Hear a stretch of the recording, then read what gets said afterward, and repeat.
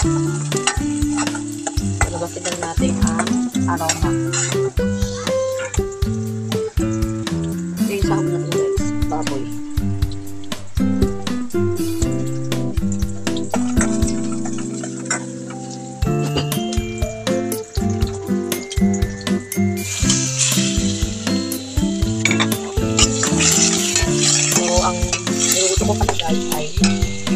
Baboy na may pecha. Isang baboy na may pecha.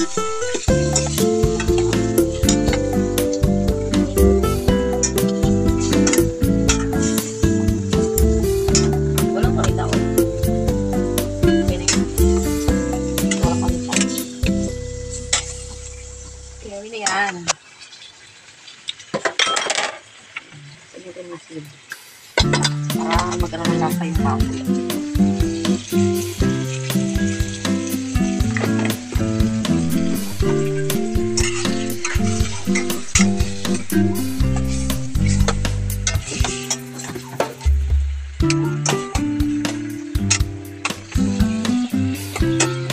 Kaya mo natin siya kumaras. Ito yung lagyan rin ng pecha. Mamaya pagluto na yung baboy. So ayun na guys, kumukulo na at malambot na yan. Ating karne. Ilagay na natin ang ating pecha. Malinis na ito guys ha, itugasan na. Siyempre malinis din yung kamay ko.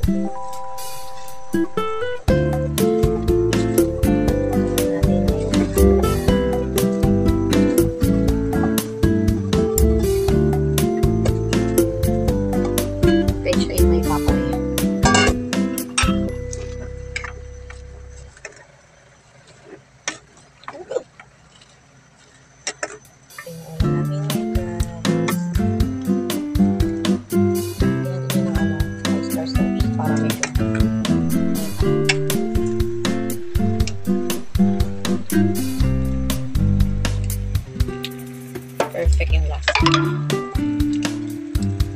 Mamasita ka oyster sauce.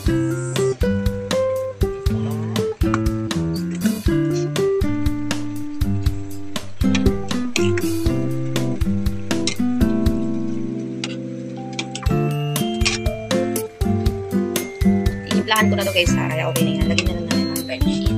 Gusto ko bitchin din.